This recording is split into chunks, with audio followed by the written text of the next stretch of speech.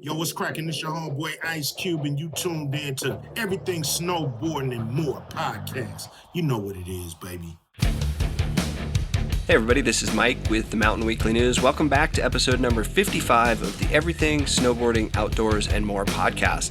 This week's special guest is Bob Baldwin. Bob Baldwin and his buddy Jay Ledbetter wrote a book on the proper care and feeding of a hunting buddy. This is a great, this is a really fun podcast. You know, it's not just necessarily for hunters, but anybody that recreates outdoors with friends, whether it's mountain biking, hiking, camping, skiing, splitboarding, all that stuff. You're probably going to be able to learn something here. This week's special guest, again, Bob Baldwin, and this week's episode is being sponsored by Snow King Mountain. Snow King Mountain is an often overlooked little mom-and-pop ski resort right here in downtown Jackson, Wyoming. We had a wonderful season of summer concerts, the Snow King concerts. They've got a new gondola they put in a couple years ago, new beginner terrain on top, and for the expert skiers, really steep, deep skiing, deep tree skiing terrain. So anyway, be sure to listen to this podcast. Bob Baldwin is the guest. First of all, Bob Baldwin, welcome to the show. Bob is one of the co-founders of a book called Proper Care and Feeding of a Huntin Buddy. And as we've had a big fall this year hunting here in the Tetons and we're getting into winter, we wanted to bring Bob on. Bob's also an author. I think he was the founder of bowhuntinginfo.com as well. So we'll get into that. But Bob, welcome to the show. And let's talk a little bit about your book and kind of, what it means to keep a hunting buddy safe out there.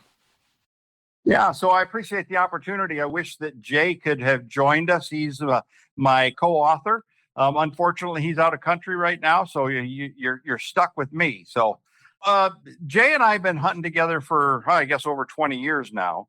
And, is primarily bow hunting, although I do shoot and I've got a number of guns and all that stuff, but primarily bow hunting and safety is always one of those things that's always foremost. We've hunted in places like, obviously we've hunted in Colorado and Montana and New Mexico and Texas and Canada, a number of places in Canada, and safety is always one of those things that you need to be cautious about and aware about and take care of, right? Yeah, and so a lot of times, when we talk about safety, what kind of pre-planning can go into a hunting trip? What kind of condition do you think somebody should be in if they're going to go out there and they want to do some bow hunting and maybe go after an elk or go climb up into a tree stand looking for deer? Is there some pre-season stuff that you can do that's going to kind of minimize some of the risks that will be involved come hunting season? Absolutely. Especially depending on where you're hunting, right? I mean, if you're just going out, in the backwoods behind your house in Ohio or Michigan, you probably don't need to do a lot of conditioning. But if you're hunting in Canada or if you're hunting in Colorado, where Jay and I have hunted a number of times, you really do need to do some preconditioning. So every year that we were planning an elk hunt or a moose hunt in Canada, I would spend, and I'm not a young chicken anymore, but I would spend at least 3 miles a day walking and try to get in some hills and that sort of thing, just so I could condition my body before I tried to get out there into the middle of serious elk country, right? Yeah, definitely. I came off the couch per se this year. I was working really hard this fall, early season, and hadn't really been doing my normal recreating. And then all of a sudden it was elk season, and I was like, all right, I'm going to go get elk. And ended up getting 2 elk and a deer. I mean, just had a really, really amazing season. But at one point, as I was bending over by myself, cutting up my elk, hunting solo, all of a sudden my back locked up. And I thought, this is from sitting at the computer and doing no exercising. Like normally I was doing yoga and I was really good at running and getting like the core really strong. And then, okay, I'm bending over this animal. I'm going to bend with my core. And here I am using my entire back by myself, and it locked up. And so it's one of the things I actually do hunt a lot by myself. This year was the first time that I've actually had a hunting partner that's seen me shoot an animal. So normally, there's times where we go out and we hunt like together, like we leave the truck together, but then we're kind of off on our own. So this was kind of the first time that I had the partner there. And I can tell you, like, it felt so much better. First of all, his enthusiasm, when I shot the elk, he was so psyched, and I was like, wow, it's, it was different than kind of how I would react. I'm not like jumping up and down, like, yeah. I mean, he just hadn't seen something like that before. And so he was really excited. But then when it came down to getting down there to now the work begins. Now I have an animal, a big elk down at the bottom of this drainage, and I actually have a partner that can help me. And so just talk about the importance of, mental and physical, having somebody out there. Well, it's crucial. It really is.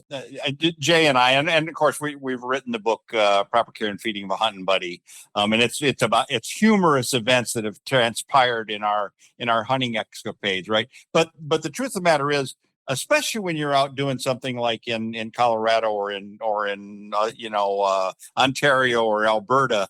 It's really important to have a hunting partner, even if, like you said, you drive the truck somewhere and you split up. At least where your other hunting partner is, right? In case something happens, right?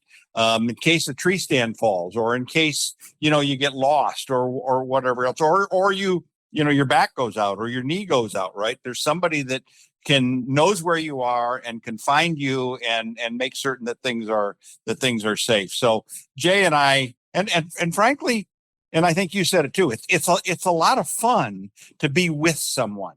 So typically Jay and I, if we're elk hunting, we would work together, and we would basically, one of us would be calling, one of us would be the designated shooter. Not, by the way, that we ever shot anything, you understand, with a bow, but that was kind of the way that we would work it. And we came out of some of those hunting escapades with so many good stories and so much fun.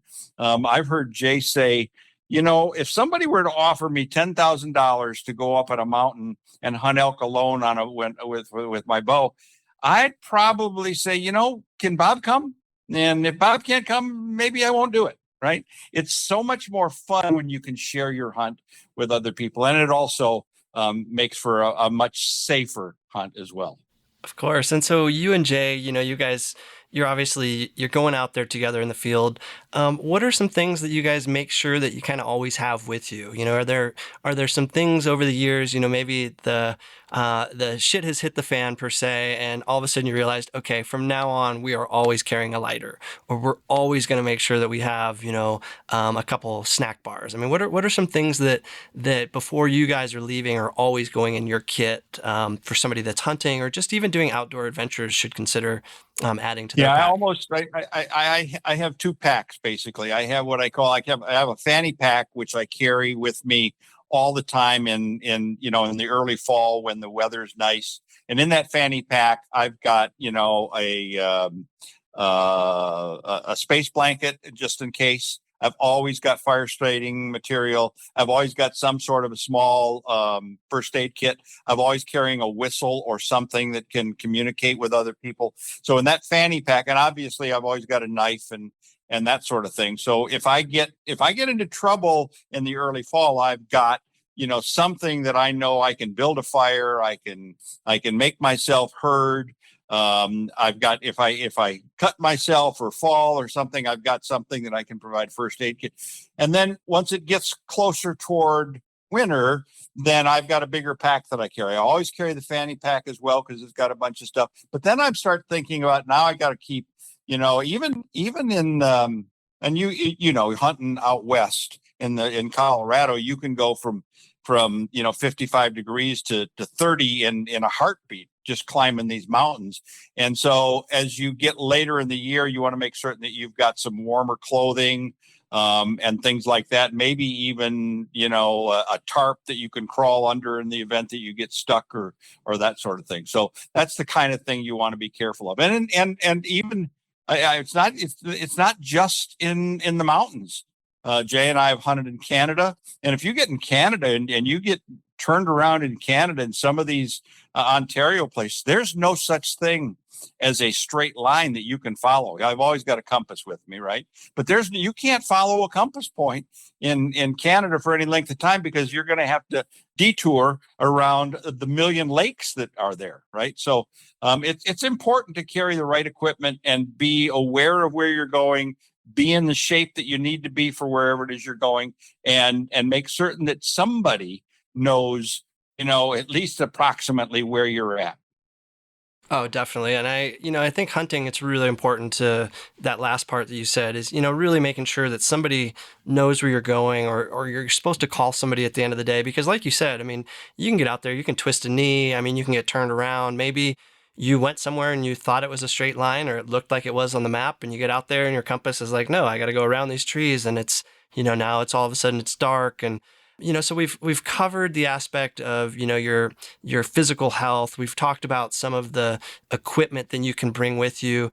What about humor? How does that play into hunting? And maybe when you're out there and maybe the conditions aren't as nice as it is, or maybe things aren't going as good as they can, how important is it to have some humor out there and to keep, your mental capacity strong and happy?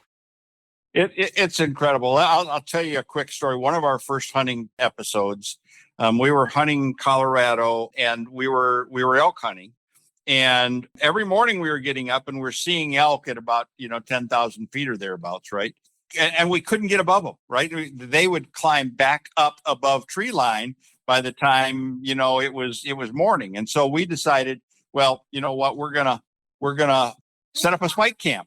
We're going to set up a spike camp, right? So we started packing all our gear, and the funny thing is this is one of our stories, right? And I'm not going to tell you the whole story, but the funny thing is that this story is we packed all kinds of stuff, all our food, all our equipment, and everything else. And we got up to the camp, and we set up camp, and we're at 10,500 feet, just below tree line, right? Got all set up and started to get, and I'm going through my pack, pulling out gear, right? And I'm saying, hey, where's our cups for a cup of tea, right? And we forgot the cups. Where's the sugar that we were going to use we forgot that. And I'm digging and digging and digging, and I pulled something out of my pack, and I'm looking at a stainless steel spatula that you use for flipping pancakes or eggs. And I say to Jay, I said, did we bring any eggs up here? And he said, no, Bob, we didn't bring any eggs. I said, did we bring any pancake mix up here? And he said, no, Bob, we didn't bring any pancake. Did we bring any syrup for the pancakes? No. And I said, as I pulled out this spatula, I said, then why in the world am I carrying this 14-pound spatula in my pack? Right? We have laughed about that. And every time we're out, one of us is sticking a spatula in the other guy's pack wherever we go, right? So now it's always, don't let your hunting buddy have unsupervised access to your pack, because it's going to end up with a spatula in it. Right. And the heavier, the better. Oh, okay. So you mentioned bow hunting versus rifle hunting. Do you just enjoy bow hunting over, rifle hunting, or were you a rifle hunter to begin with and kind of made the transition? Yeah, no, I've hunted with a bow since I was 12 years old, and I thoroughly enjoy it. It's just something that I enjoy. And by the way, I have lots of guns, and I enjoy shooting. We hunt hogs with guns and things like that, and I hunt hogs with my bow as well. But we have really enjoyed bow hunting. I like it. It's earlier in the year. I love the opportunity to get closer to animals, right? I love still hunting. I love stalking, and that's what I've loved about bow hunting. But I'm a gunner as well. We do a lot of bird hunting as well. And that is always, with a shotgun, that sort of thing. And so I don't have any problem with gun hunting. I've got some nice guns that will reach out there a long ways as necessary, but I still like bow hunting, although I'm reaching a point, that my shoulders don't like the bows anymore, right? So I'm probably going to be doing more and more gun hunting in the future. Definitely. And then with you and Jay, who's the better caller? Or do you guys kind of just switch off, or is one of you the go-to? It's we're both probably pretty good at calling. We don't have a problem with that. I will tell you this, Jay is a better writer than I am, right? So he's the guy that does most of our writing. I guess you'd say I'm the guy with the pratfalls. I'm the guy that trips over the log or falls out of the canoe, or, has the tent drop on him, that sort of thing. And then Jay takes it and puts it into words and makes it funny. Oh, I love it. Any places that you recommend that for outdoor people or for hunters that they should check out? I know we've talked about Colorado a little bit. We've talked about some places up in Canada, Ontario. Where are some places that you've enjoyed spending time outdoors over the years? Oh my gosh, there's no end to it, right?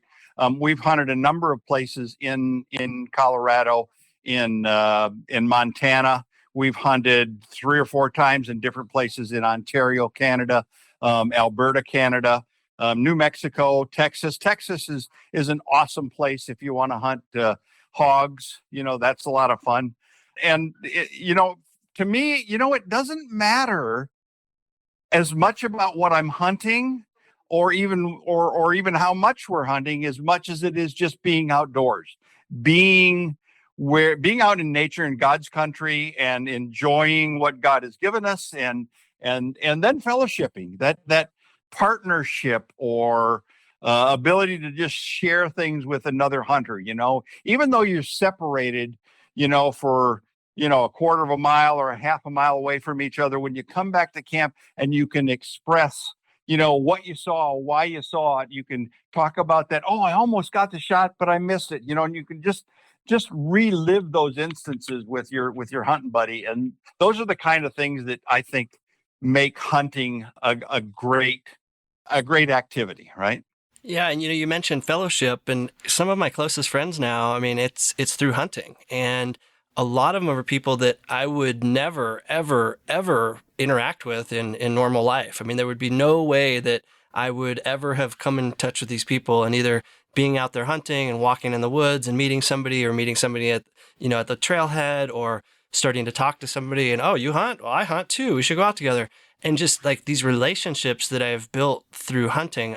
Again, I do hunt a lot by myself, but in that, I mean, anytime I get something, or if one of my friends in this community gets something, all of us are going to know about it, because that call is going to go out and everybody's going to be, oh my God, did you hear he got an elk? Oh, does he need help? Like, let's get out there. And it's I think until you've actually done it and kind of really put boots on the ground and you can say you're a hunter, when you meet somebody else that associates with that and they also say they're a hunter too. I mean, it took me probably 6 or 7 years of hunting before I really thought I was a hunter. I wasn't really getting animals. I mean, I was doing it, but now it's like, I look forward to hunting season. I mean, I remember friends talking about looking forward to it all year. And I was like, wow, why would you do that? It's only this 3-month thing.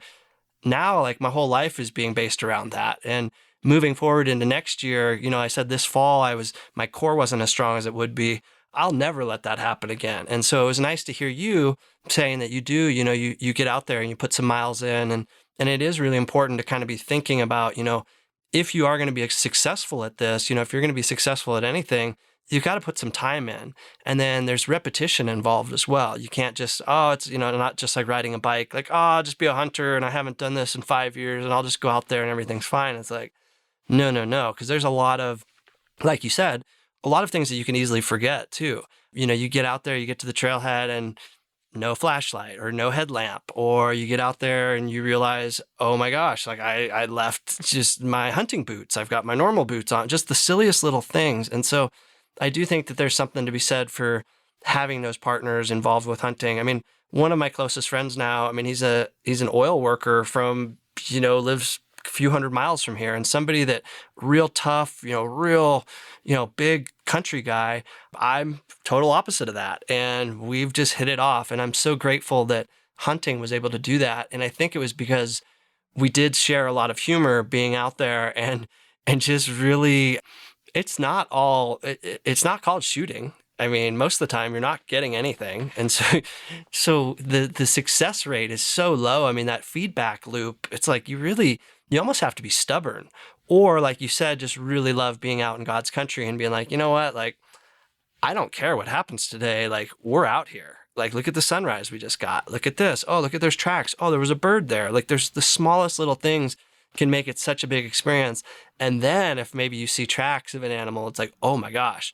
Then if you see an animal, it's like, holy cow, or maybe call an elk in, or you get to actually shoot something. That is a whole different, that is like chapter 2 of hunting, or chapter 3.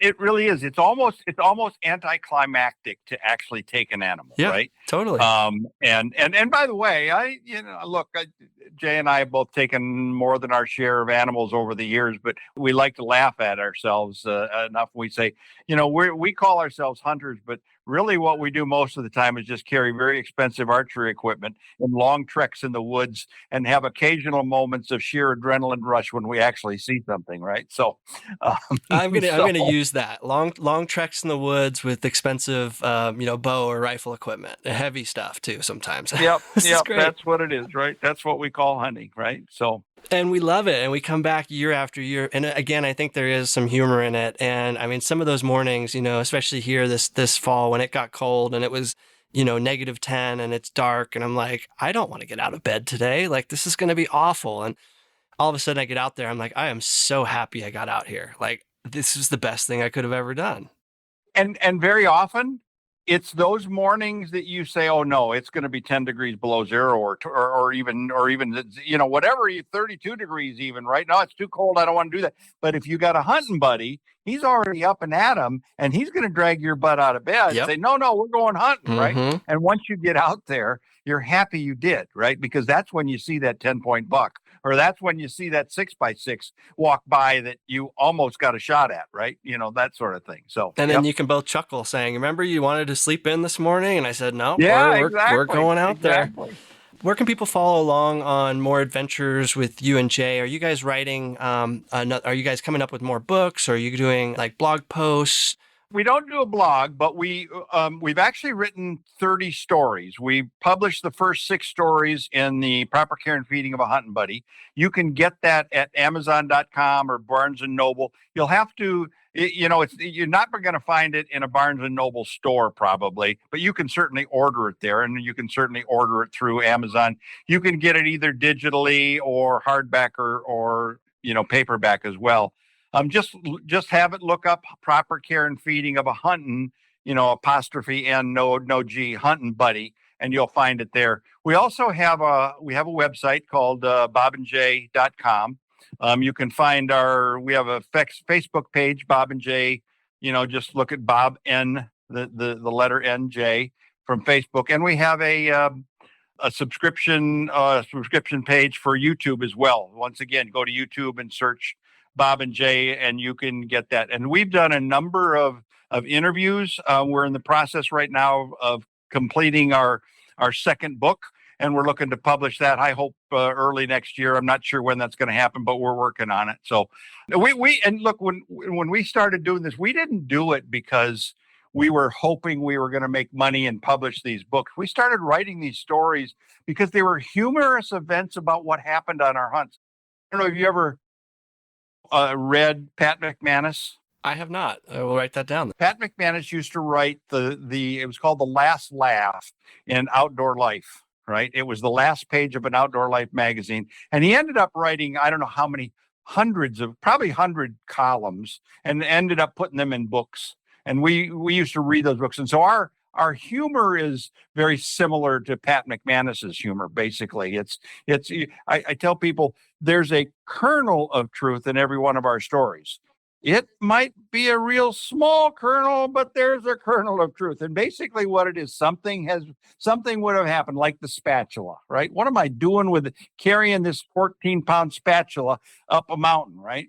Those kinds of things are what trigger a story. And then, well, see, I would always tell absolutely the truth, straight lace, but Jay's a lawyer, right? I mean, what? So he has a tendency to expand and maybe elaborate a little bit on it, right? But they come out hilariously funny. People that read, and it's a niche, right? Some people really think it's kind of cute. Some people they can't get through the story without wetting their pants. They're laughing so hard, right? So those are the kinds of things we like to do, and we love doing it. Yeah, and this seems like a great, stocking stuffer for the holidays, or for even my my hunting partners, my hunting buddies. I mean, I could see myself getting this for them, and I mean, I'm just looking at the cover right now, and it's something that if somebody gave me this, I would chuckle, and especially if it's somebody that I know that I've actually gone out there and had some of similar experiences, or experiences that could probably be written down and put into books as well, because it is the things going wrong are happening as much, if not more, than the things going right. And so to be able to talk about all that and to have some humor with it, this is great. So yeah, Bob, I really appreciate you coming on and chatting with us. So one quick notion. We always tell you, keep one of those hunting stories in your hunting camp, but if you've got an outhouse, right, and you keep the book in the outhouse, make sure there's plenty of toilet paper in there, or somebody's not going to get to the punchline.